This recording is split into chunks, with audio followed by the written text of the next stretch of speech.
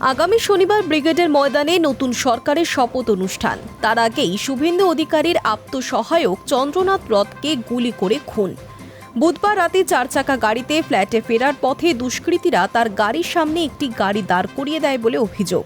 আর তারপরই বাইকে করে আসা দুই দুষ্কৃতী খুব কাছ থেকে পরপর গুলি চালায়। রক্তাক্ত অবস্থায় রাস্তাতেই লুটিয়ে পড়েন চন্দ্রনাথ। গুরুতর জখম অবস্থায় তাকে মধ্যমগ্রামের একটি বেসরকারি হাসপাতালে নিয়ে যাওয়া হলে চিকিৎসকেরা মৃত ঘোষণা করেন। হামলায় গুলিবিদ্ধ হয়েছেন তার গাড়ির চালক বুদ্ধদেব বেরাও। তার বুকের বাঁদিকের পাঁজরে গুলি লেগেছে। আশঙ্কাজনক অবস্থায় তাকে কলকাতার একটি বেসরকারি হাসপাতালে ভর্তি করানো হয়েছে।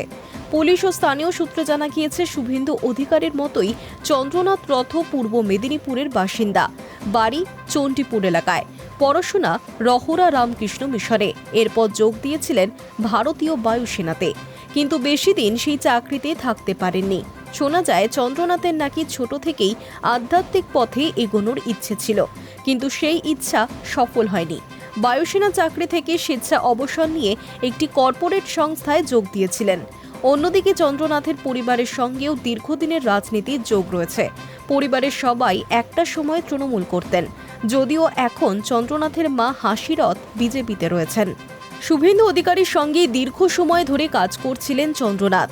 জানা যায় 2019 সালে যখন তিনি জলসম্পদ দপ্তরের মন্ত্রী হন, সেই সময় চন্দ্রনাথ তার আত্মসহায়ক হয়েছিলেন।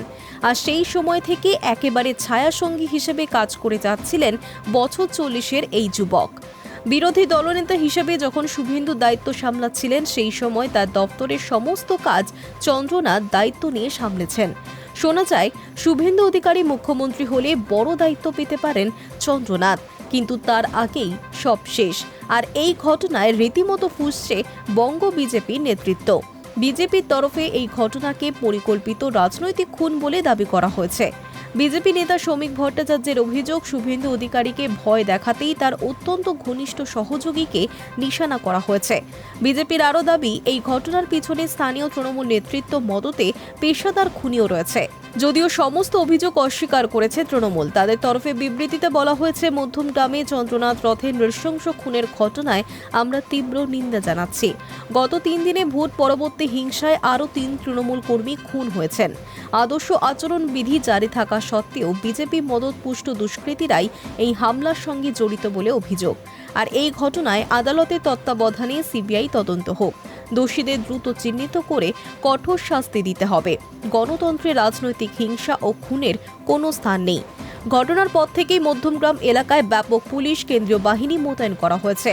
বারাসাত জেলা পুলিশ সুপার পুষ্পা জানিয়েছেন, আমরা সিসিটিভি ফুটেজ খতিয়ে দেখছি। তদন্তের স্বার্থে এখনই আর কিছু বলতে চাইছি না, আমাদের কাজ করতে দিন। ট্রাফিক স্বাভাবিক রাখতে সহযোগিতা করুন। Hi News network.